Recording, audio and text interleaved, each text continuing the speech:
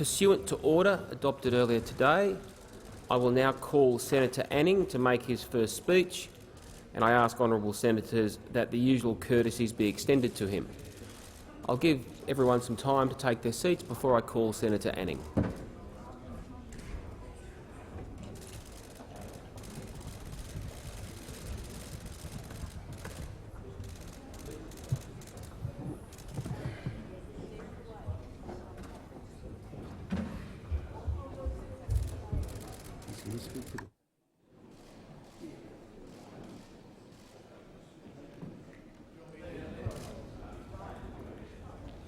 Order.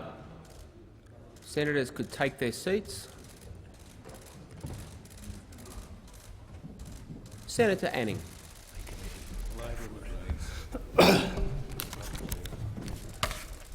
Thank you, Mr. President. I'm pleased to advise this is my first speech.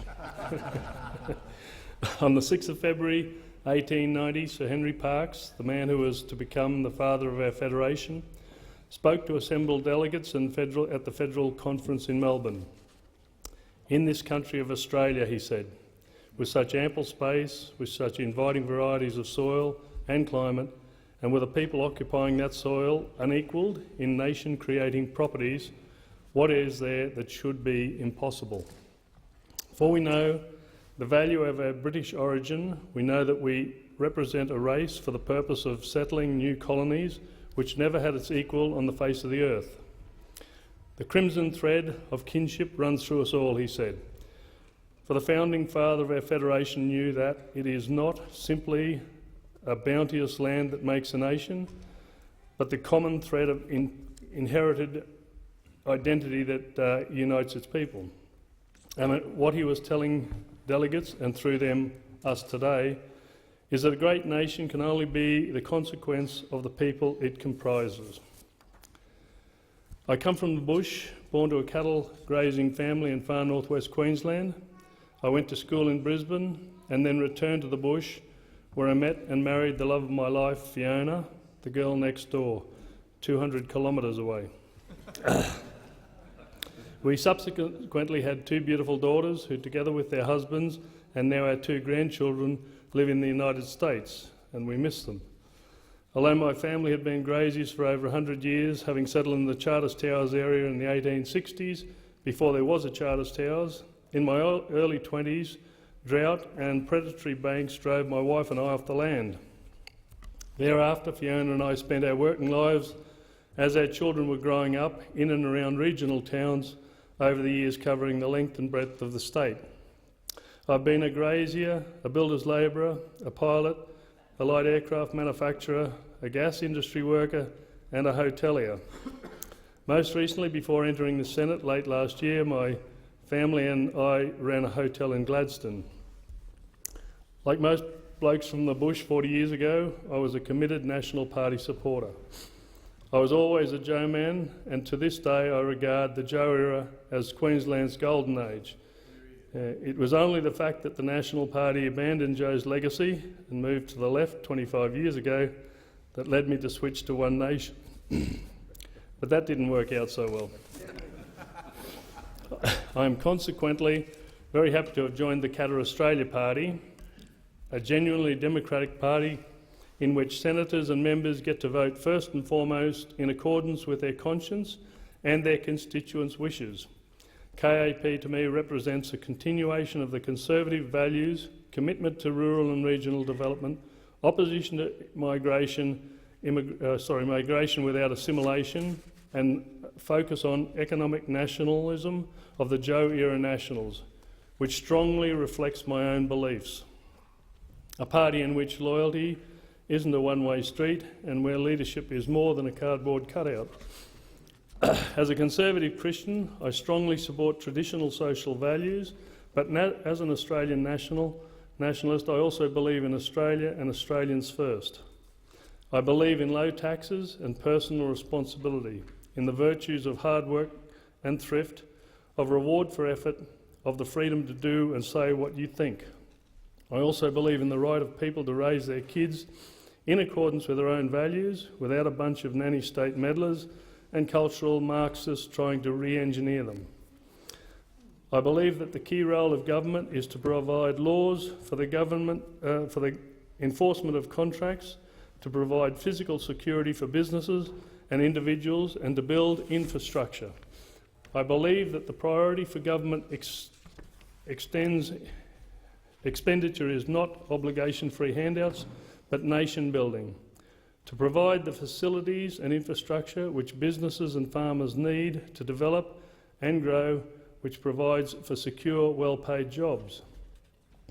I believe that ordinary working people have the right to expect a fair day's pay for a fair day's work, to keep what they have worked for, to get ahead and have a decent life, and to be able to provide for themselves in old age, and to have enough to help their kids and have even a better life themselves. I believe that unfettered ownership of private property and the right to own and use firearms, including for self-defence, are the God-given rights of free people everywhere. And I believe, as the American revolutionaries did, that government is usually the problem, not the solution, and that in order for people to be free, the power of government needs to be constrained.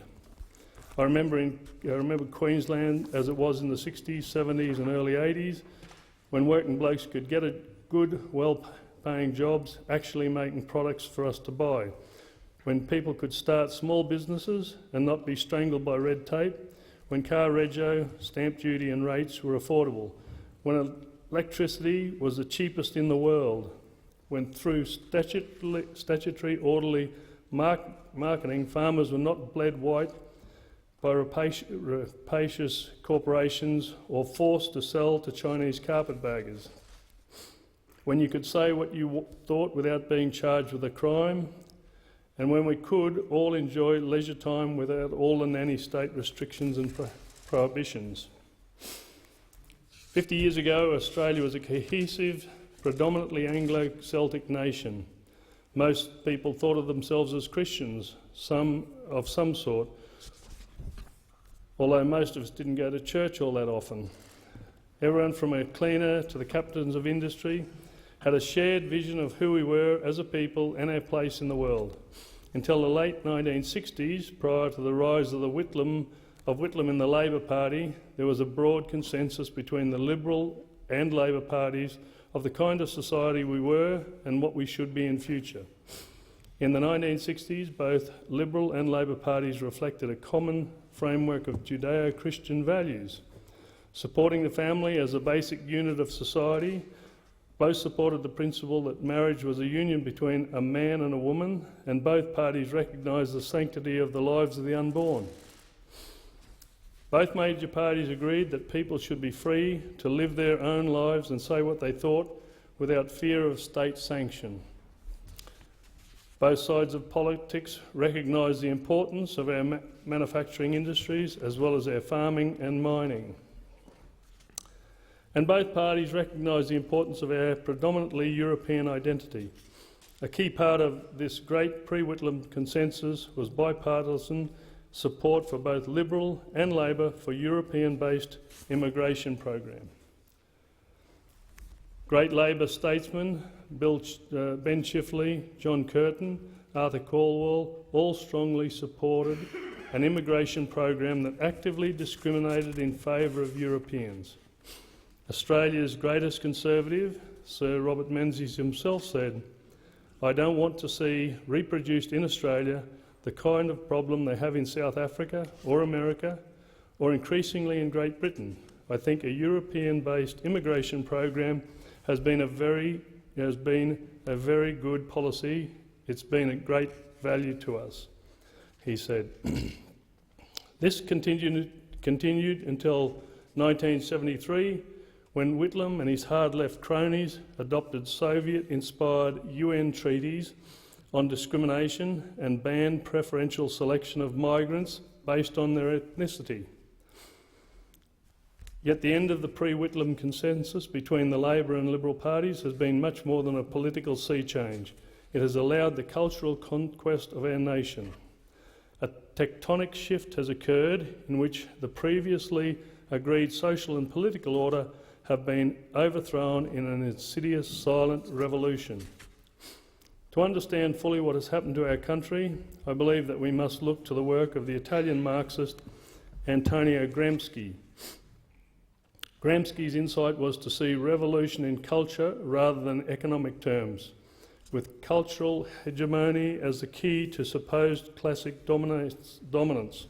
The Marxist state, Gramsci argued, could be achieved by gradual cultural revolution, subverting society via a long march through the institutions. The tactics of latter-day Gramsci-inspired radicals were to disguise degeneracy as liberation and tyranny as compassion. Free speech could be eliminated by appeal to not offending or saying things which were hurtful. This, of course, subtly creates a subjective test by which all criticism of cultural Marxist agenda can be silenced. It is my understanding that Gramsci himself coined the term political correctness to describe obedience to the will of the Communist Party. However, he made clear that its final purpose was to force concurrence with those things which individuals knew to be false. If an individual could be induced to agree and state to others something they knew to be utterly false, such as black being white, then the party had achieved total moral and ethical surrender in the subject.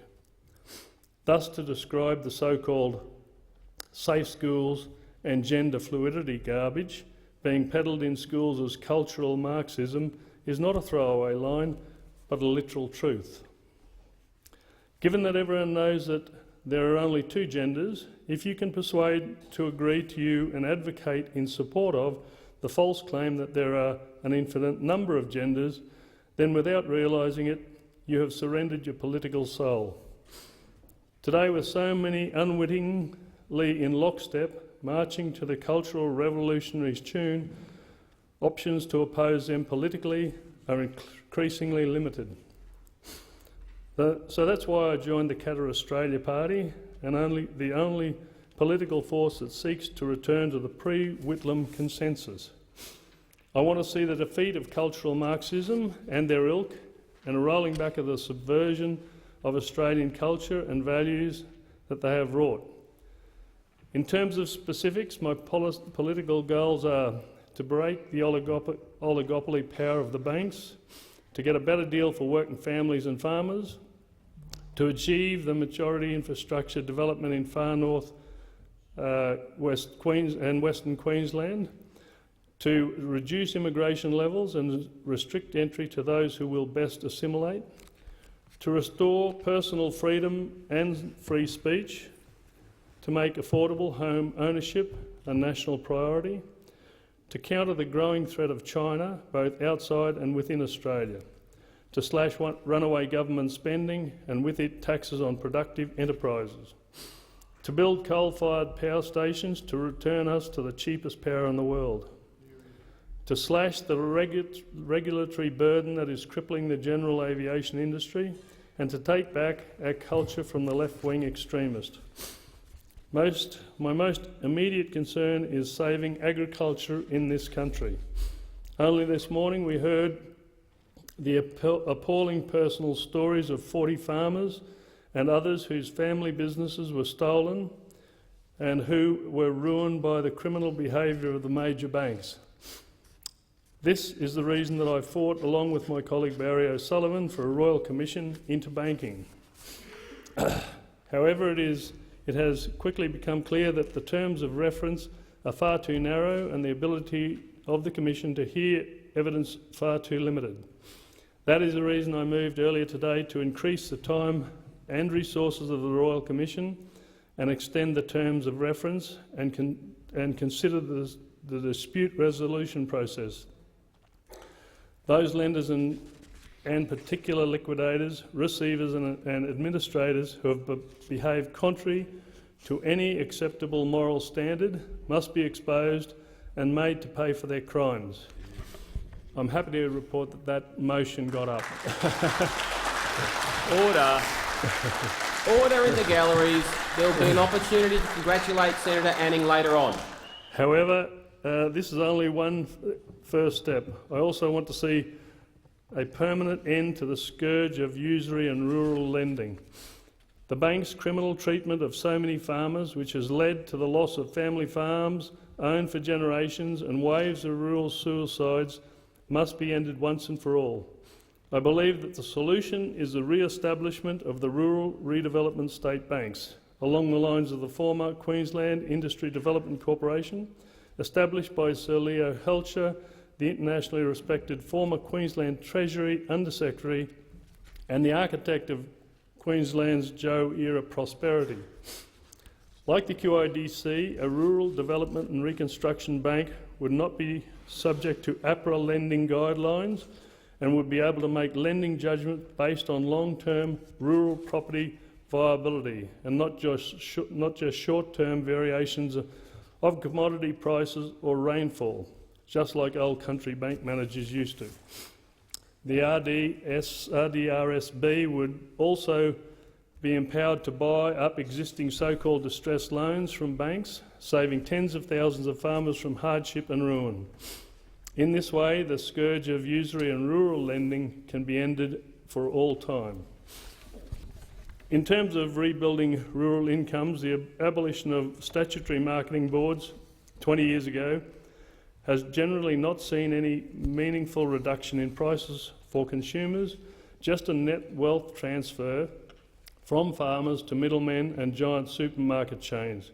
This has driven many farmers to ruin and even suicide.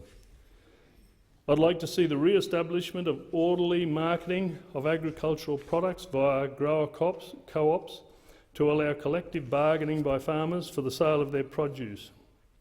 This would return to the farmers greater control of their own industries and a greater share of retail value of their products. Collectively, these measures would go a long way to rebuild our crucial rural industries.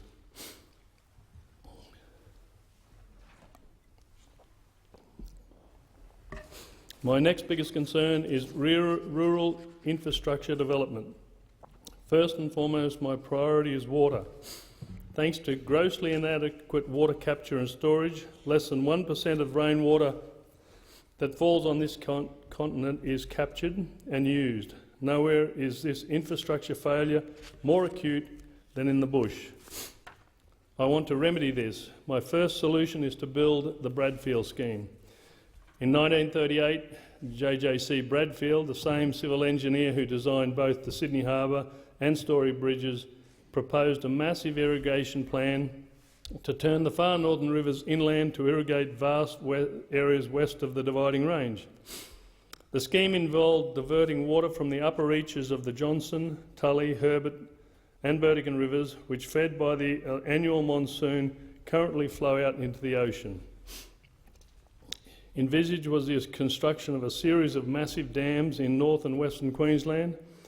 It would also include raising the wall of the existing Burdekin Falls 14.6 metres as intended in the original Joe-era plan, which would increase its capacity nearly 5 times and drought-proof Townsville for the next century. Water accumulating was then proposed to be diverted through a tunnel under the Great Dividing Range. When completed, the Bradfield scheme would be the greatest nation-building project this country has ever seen, totally dwarfing the Snowy scheme, and would at a stroke ensure the prosperity of Australia for many generations to come. This would provide employment for many tens of thousands of people and not only ensure our own food requirements are met, but would also provide food for many hundreds of thousands in other countries as well. To imagine the benefits of the Bradfield proposal, we only need to see what has been achieved in places like Israel and California, both places in which virtual deserts have been transformed into enormous food bowls, which help drive their respective economies.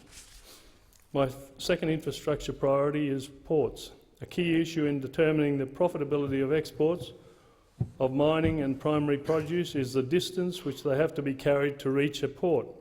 In the UK, there is a port every 65 kilometres. In the most productive areas of India, it's 57 kilometres, but in Queensland, it's 1,000 kilometres. Rather than taking the product to the port, the solution is to take the port to the product. micro ports constructed along the Queensland coast every 60 to 80 kilometres would greatly increase the viability of exports. And it goes without saying that I'm an enthusiastic supporter of mining, including coal mine development in the Galilee Basin. I strongly support government building the required railway to allow mining in this area to proceed. That would be the salvation of Townsville. Of course, to more effectively manage our resources in regards to proposals like the Bradfield scheme, multiple micro port construction, Galilee Basin coal mines, etc., we have to have the political will to remove the obstacles put in the way of progress by extreme left-wing Luddites. Only by following the example of true nation-building leaders like Ben Shifley, Bob Menzies, John Curtin and Joe can we hope to provide for the security and prosperity of generations to come. The next critical problem that we need to address is immigration. Australia currently has the highest per capita immigration rate in the world. Last Tuesday, Australia's population hit 25 million, 22 years ahead of previous government prediction. That means that since 1971, the population of Australia has doubled, with immigrants now around a third of our population. The huge number of people allowed to flood into Australia in recent years are unsustainable, with immigration quotas apparently set by successive governments on a whim, without any regard for the necessary infrastructure that these people would require or the ability of those who came here to assimilate. Ethno-cultural diversity, which is known to undermine social cohesion, has been allowed to rise to dangerous levels in many suburbs. In direct response, self-segregation, including white flight from poorer inner urban areas, has become the norm. I believe that immigration to our country should be a privilege, not an obligation-free right, provided to anyone from the third world who demands it. First, 457 visas, which simply steal jobs from Australians, should be abolished unless expressly approved by the Immigration Minister. This will create more jobs for Australians and end the massive rorting of these for backdoor permanent immigration. Second, family reunion must be restricted to the husband or wife of dependent children or dependent children within a family. Third, student visas should be drastically reduced in number. This will create more university places for Australians whose parents have actually paid for the universities with their taxes in the first place. Those studying here who decide to apply to immigrate should be required to return to the country or their country of origin after their qualification and to apply as part of the general migration program. Fourth, net immigration must be reduced to a level which can be supported and therefore must be set following detailed modelling and planning for the associated necessary accommodation, facilities and infrastructure. Fifth, but most important of all, diversity should be managed to remain compatible with the social cohesion and national identity. We as a nation are entitled to insist that those who are allowed to come here predominantly reflect the historic European Christian composition of Australian society and embrace our language, culture and values as a people. In order for us to remain the nation that we are now, those who come here need to assimilate and integrate. Those who are most similar to the mainstream majority in terms of ethnic culture, language and values most readily do so. Historically, however, one immigrant group here and in other Western nations that has consistently shown itself to be the least able to assimilate and integrate is Muslims. The first terrorist act on Australian soil in 1915 was in 1915 when two Muslim immigrants opened fire on a picnic train of innocent women and children in Broken Hill, and Muslim immigrants have been a problem ever since. To paraphrase the words of Sir Winston Churchill, the fact that in Mohammedan law every woman must belong to some man as his absolute property, either as a child, a wife or a concubine, must delay the final extinction of slavery until the faith of Islam has ceased to be a great power. The influence of the religion paralyses social development of those that follow it. No stronger retrograde force exists in the world, he said. I believe that the reason for ending all further Muslim immigration are both compelling and self-evident. The record of Muslims who have already come to this country in terms of rates of crime, welfare dependency and terrorism are the worst of any migrant and vastly exceed any other immigrant group. The majority of Muslims in Australia of working age do not work and live on welfare. Muslims in New South Wales and in Victoria are 3 times more likely than other groups to be convicted of crimes. We have black African Muslim gangs terrorising Melbourne. We have ISIS sympathising Muslims trying to go overseas to fight for ISIS. And while all Muslims are not terrorists, certainly all terrorists these days are Muslims. So why would anyone want to bring more of them here? And finally, and really something which should go without saying, we're entitled to require that those that come here not only have useful work skills and qualifications, but also commitment to work and pay taxes. In truth, it appears that many of those who claim to be asylum seekers are actually just welfare seekers who only come here to Australia to live on welfare and public housing at the expense of working Australians. In the days of the Menzies, immigrants arriving here were not allowed to apply for welfare, and that attracted exactly the right sort of hard-working people this country needed. We should go back to that and ban all immigrants receiving welfare for the first 5 years after they arrive. The final solution to the immigration problem, of course, is a popular vote. Of course, we don't need a plebiscite to cut immigration numbers. We just need a government that is willing to institute sustainable population policy and end Australian job-stealing 457 visas and make student visas conditional on foreign students returning to the country they came from. What we do need a plebiscite for is to decide who comes here. Whitlam didn't ask the Australian people whether they wanted wholesale non-European immigration or migration. He introduced it, and neither has any subsequent government. Who we allow to come here will determine what sort of nation we will have in the future. So therefore, this isn't the right of any one government to decide. It's too important for that. Instead, we need a plebiscite to allow the Australian people to decide whether they want wholesale non-English speaking immigrants from the Third World, and particularly whether they want any Muslims, or whether they want to return to the predominantly European immigration policy of the pre-Whitlam consensus. I, for one, will be happy to abide by their decision. My next political objective is affordable home ownership.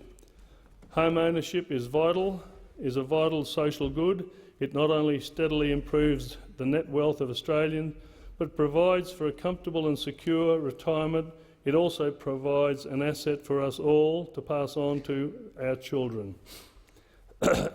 However, thanks to foreign property speculators, spiralling demand for excessive immigration, housing prices have been steadily inflated, and as a result, home ownership levels are starting to fall.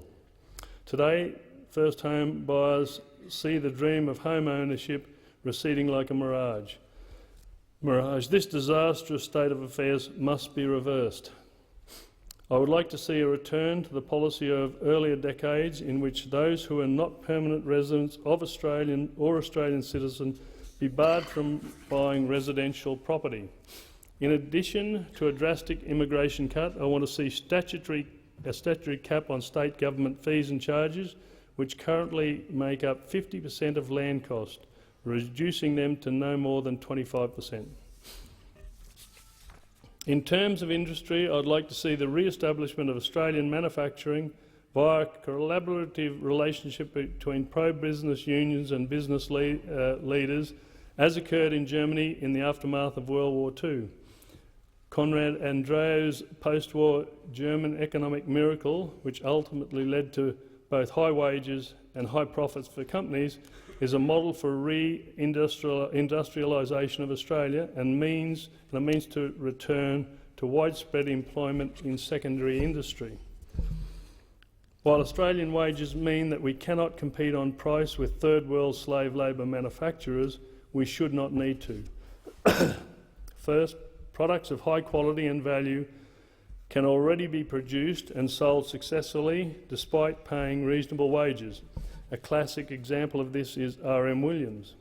Second, to help re-establish Australian manufacturing, import restrictions on certain classes of goods should also be considered, following the example of Taiwan, which successfully transitioned from rural tea-growing province to manufacturing dynamo with high wage levels. As Australian icon Dick Smith has asked, are Australians prepared to pay a bit more for manufactured goods if it means that their kids will have a job? I think so, and that is what I'm asking the Australian people to do so that we can rebuild our manufacturing industries and create hundreds of thousands of jobs in manufacture. I also have fiscal objectives. I'd like to see a drastic cut in government spending and borrowing. But with around 50% of the budget now consumed by welfare, no spending reform is possible without welfare reform. The age pension should be quarantined from any cuts, however.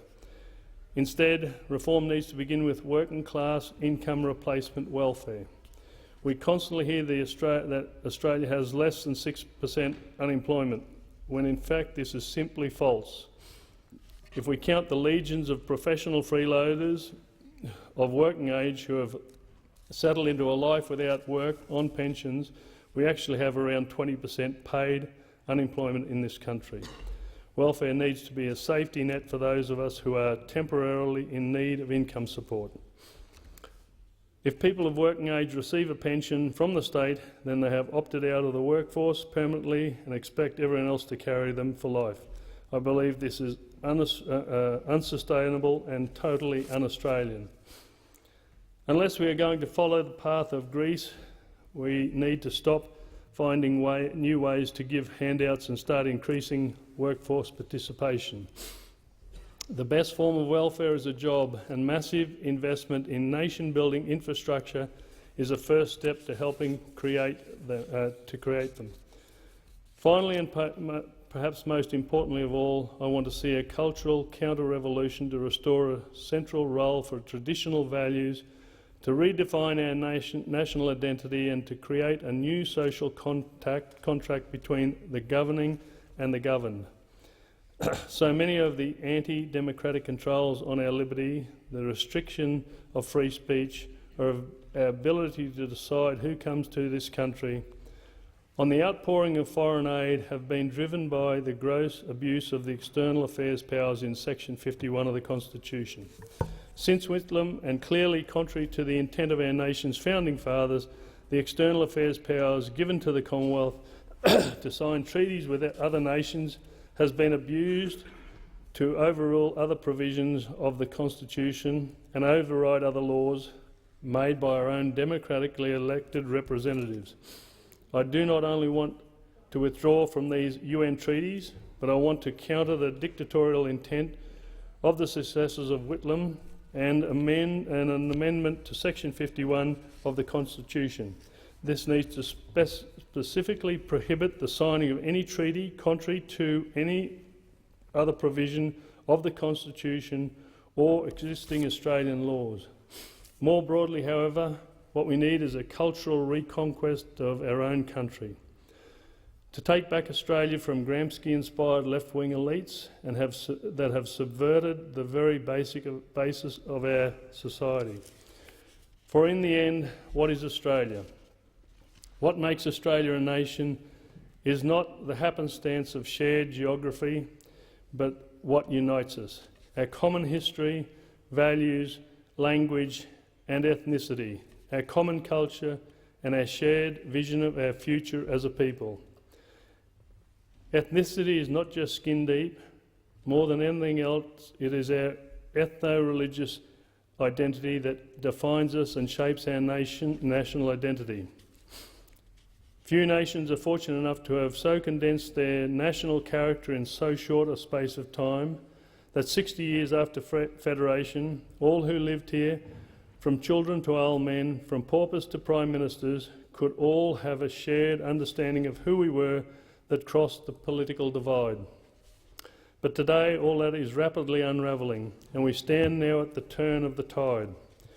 The great cohesive vision of our nation's founding fathers, all that those who came before us struggled to build, all that our fathers and grandfathers fought wars to defend, stand at hazard as the strangled hold of the Gramsciite elites on our institutions, political organisations and the media continues to tighten.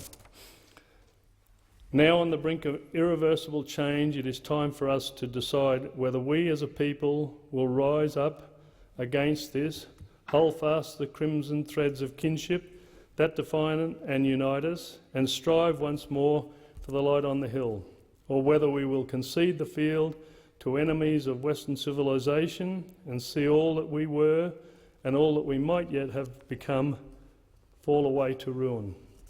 Thank you.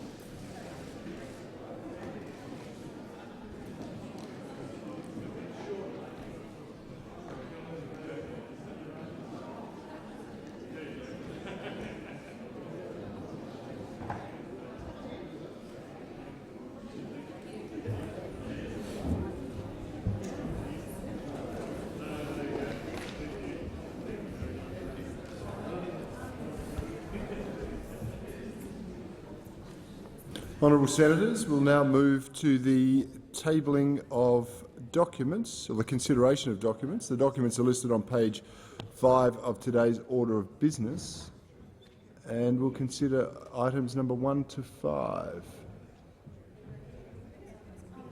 Note the documents. The committees will be coming shortly. Are there any documents to take note of or consider? There being none? Senator Ketter. Mr Acting Deputy President, we're dealing with committee reports and government responses? No, we're not dealing with that yet, Senator Ketter, but we're about to deal with that. No, there being no speakers, we'll move to tabling consideration of committee reports and government responses. Senator Williams. Thank you, Mr Acting Deputy President. I present additional information received by committees as listed in item 13 of today's order of business in relation to the Community Affairs Legislative Committee Economics Reference Committee presentation of documents. Also, Senator Williams. Thank you, Mr Acting Deputy President. On behalf of Senator McDonald, Chair of the Legal and Constitutional Affairs Legislative Committee, I present the report of the Legal and Constitutional Affairs Legislative Committee on the 2018-19 budget estimates, together with a Hansard record of proceedings and documents presented to the committee, and move that the Senate take note of the report. Senator Williams. Senator Dodson. Thank you, Mr Acting President, and I rise to take note of the interim report of the Joint Select Committee on constitutional recognition relating to Aboriginal and Torres Strait Islander peoples, and I seek to make some remarks. Just one moment. Which document was this? Number 2. There were a couple of other documents which I think had to be presented before we, if you don't mind, before we get to that. I think there was one from Senator Singh and Senator Ketter. Did you have something to present, Senator Ketter?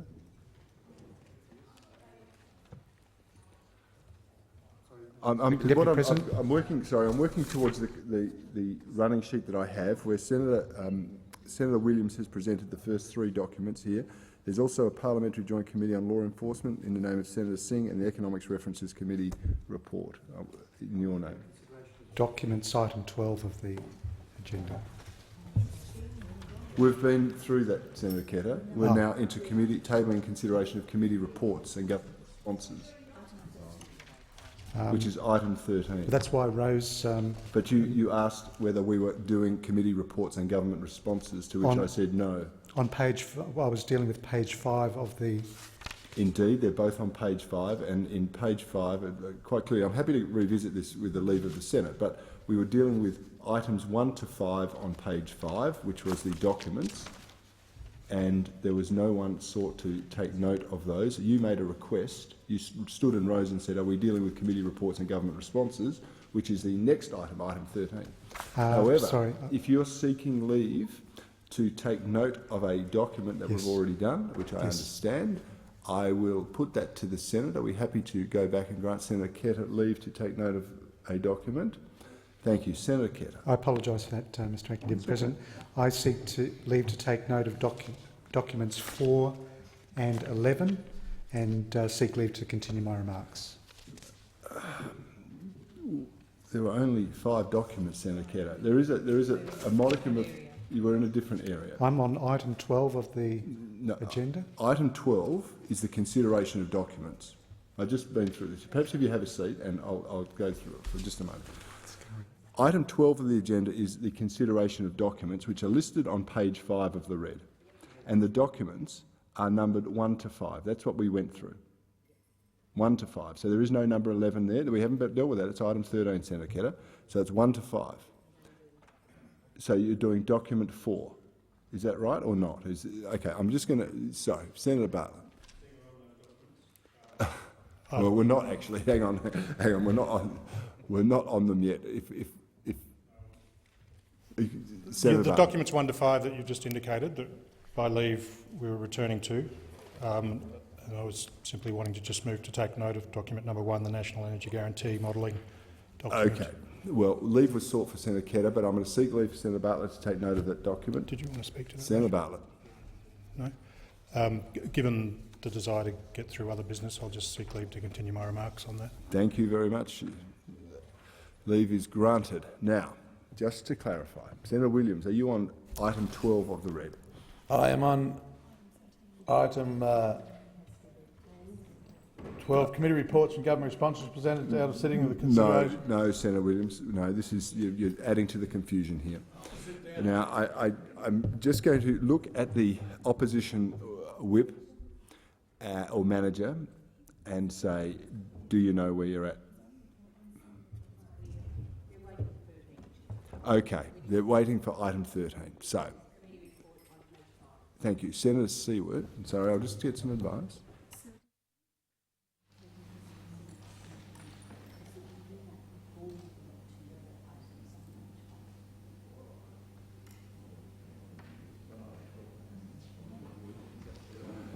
Okay.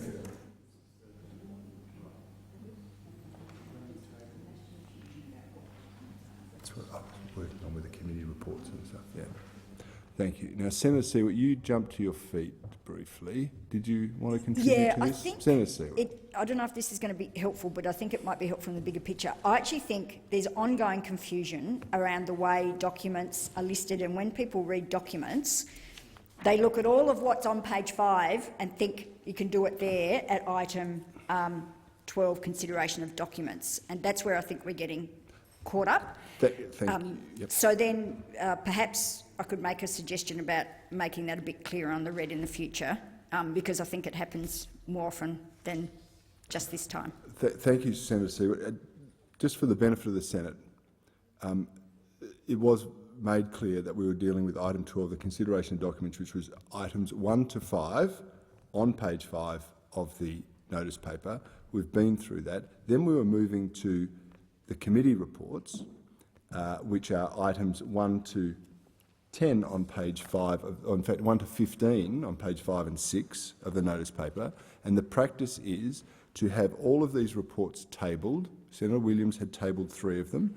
Then there were another 2 documents to be tabled on my page here, one from Senator Singh, one from Senator Ketter. Then there was another one from Senator Di Natale and Senator Smith, and then we can take note of those documents. That's generally how it works. And then we'll move on to taking notes of those. So, what I'm seeking is for the tabling of these additional documents, if someone would like to do that. Senator Ketter, you have one to table. The Economics References Committee. So if you could table that, I'll come back to you in a moment.